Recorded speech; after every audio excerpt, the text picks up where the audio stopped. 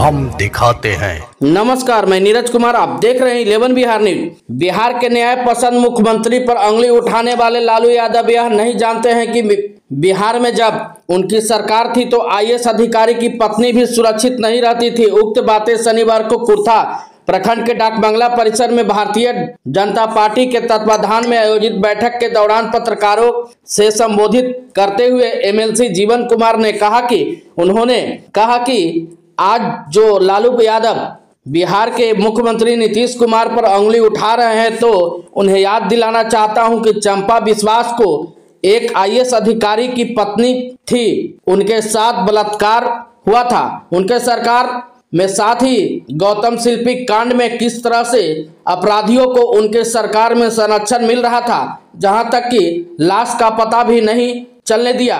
इन लोगों ने इस विषय पर चर्चा नहीं करते हैं कि किस तरह से हमारे सरकार में गौतम शिल्पी कांड हुआ था और किस तरह से यहाँ आईएएस अधिकारियों के पत्नी के साथ बलात्कार होता था और उसको संरक्षण देने का काम उनके सरकार में किया था। अरवल से निशांत मिश्रा की रिपोर्ट। बिहार में आपराधिक घटनाएं आप जिस तरह से बोल रहे हैं उस तरह से वृद्धि नहीं हो रही है। आपराधिक घटनाओं पर हम लोगों का नियंत्रण है और लगातार हम लोग नियंत्रण करने का प्रयास कर रहे हैं।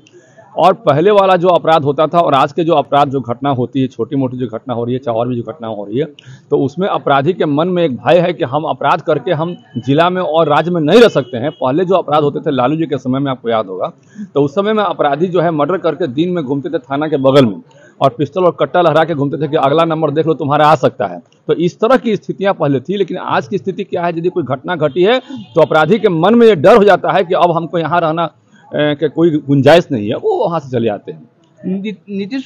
नीतीश कुमार पर टिप्पणी किए हैं, हम आपको याद दिलाना चाहते हैं कि राजद के राज में चंपा विश्वास कांड हुआ था। आपको याद है चंपा विश्वास जो है कौन थी? एक आईएएस की पत्नी के साथ यहाँ बलात्कार हुआ था और उसको संरक्षण देने का काम यहाँ के राजा ने किया, यहाँ पे जो सरकार समय में लोगों ने किया और उनको संरक्षण किस तरह से दिया गया ये पूरा देश जानता है। तो हम उस राज में आईएएस की बीवी भी सुरक्षित नहीं थी। आपको याद होगा ये शिल्पा कांड, आपको याद होगा गौतम शिल्पा कांड, आपको याद होगा किस तरह से संरक्षण दिया था।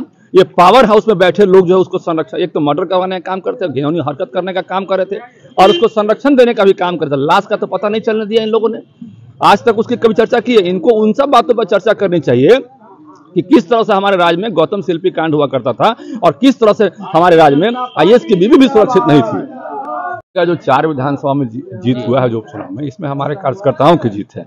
उनकी कड़ी लगन और कड़ी मेहनत के साथ साथ हमारे जो एनडीए की नीतियां हैं, जो विकास के लिए नीतियां बन रही हैं और बनाए जा रहे हैं और साथ साथ उसको इम्प्लीमेंट करने का प्रयास किया जा रहा है धरातल पे, तो ये सब मिला जुला के इन सबका जीत है। बिहार में जो नीतियां बन रही हैं उसको हम लोग इम्प्लीमेंट करने का काम करें, लागू करने का काम करें। आज गांव-गांव में रोड बन गया है, गांव-गांव में बिजली पहुंच गई है, हर खेत तक पानी पहुंचाने का स्कीम सरकार लागू कर रही है बिहार सरकार। तो ये सारी नीतियां जो हैं एनडीए के, हमारे भारतीय जनता पार्टी के वरिष्ठ नेता हैं लगे रहते हैं, रात दिन लगे रहते हैं, हमारे मुख्यमंत्री लगे रहते हैं कि भाई कैसे काम हो। तो इन सब का प्रभाव दिखाई पड़ा ये विधानसभा उपचुनाव में। और कोई भी पार्टी हमारे बीच में आती है हमसे लड़ने के लिए तो नहीं टिक पाएगी। आने वाला विधानसभा 2025 भी आपको दिखाई पड़ेगा कि हम लोग का जो टारगेट है 225 का, मुझे लगता है कि हम अपने टारगेट से आगे बढ़ेंगे, उससे पीछे हटने का तो कोई सवाल ही नहीं उठता है, चाहे कोई भी पार्टी हमारे